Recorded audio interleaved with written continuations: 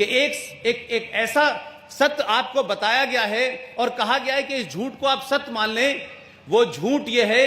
कि 15 अगस्त 1947 को यह देश आजाद नहीं हुआ था। यह मैं नहीं कह रहा हूं, भारत सरकार के नेशनल आर्काइव में रखे डॉक्यूमेंट में जाके देखें। 15 अगस्त 1947 को भारत से अंग्रेजों ने ट्रांसफर ऑफ पावर किया था, सत्ता का हस्तांतरण किया था, आजाद नहीं हुआ था यह देश। इसीलिए 15 अगस्त को जब यूनियन जैक जो अंग्रेजों का झंडा था, जब इसको उतारने की बात हुई तो भारत के गवर्नर जनरल लॉर्ड माउंटबेटन ने यह कहा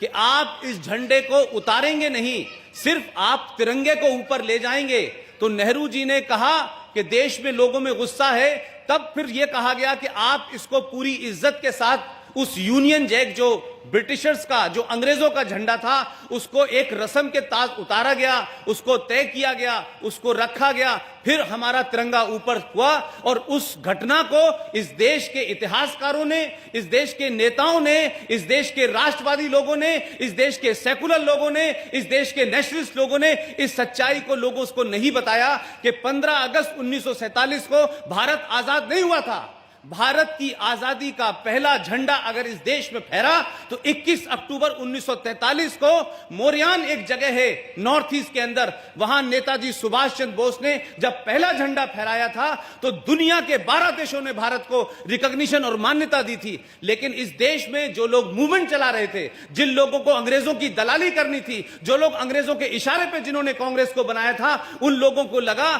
कि अगर हमने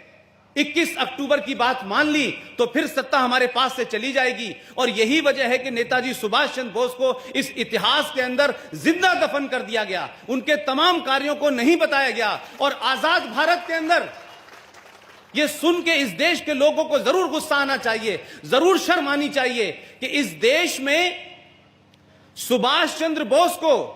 इतिहास में लिखा गया कि वो वॉर क्रिमिनल हैं, वो युद्ध क्रिमिनल हैं। और आज तक लिखा जाने लगा, लेकिन कोई बोला नहीं। यह भारत कैसा आजाद हुआ कि जो इस देश का हीरो था उसको आपने भगोड़ा घोषित किया, जो इस देश का हीरो था उसको आपने क्रिमिनल बताया, और जो इस देश में क्रिमिनल थे वो इस देश की सत्ता के ऊपर बैठ गए। तो सवाल सबसे बड़ा यह है कि चाहे वीर सावरकर के बारे में बात होगी तो नहीं बताया जाता, चंद्रशेखर आजाद की मुखबिरी किसने की थी यह नहीं बताया जाता इस देश में, सुभाष चंद्र बोस ने क्या कहा था उनको नहीं बताया जाता। मुझे यह समझ नहीं आता कि इस देश में जिन लोगों ने लाठियां खाई, जिन लोगों ने जेलों में गए, जिन लोगों ने यातनाएं झेली, वो इस देश के इतिहास में उनको जगह नहीं मिली। और जो ऐसी ऐसी जेलों में रह रहे थे कि सुबह भी बेटी को खत लिखते थे, शाम भी बेटी को खत लिखते थे, और अंग्रेज ये पूछता था कि आपको नाश्ते में क्या चाहिए, आपको कौन सा अखबार पढ़ना है, वो तमाम सारे लोग प्रधानमंत्री बन रहे हैं, कोई राष्ट्रपिता बन रहा है। लिहाजा हम जिस संकट से गुजर रहे हैं उस संकट की जड़ में जाइए, उस संकट की जड़ में इस देश का गलत इतिहास है।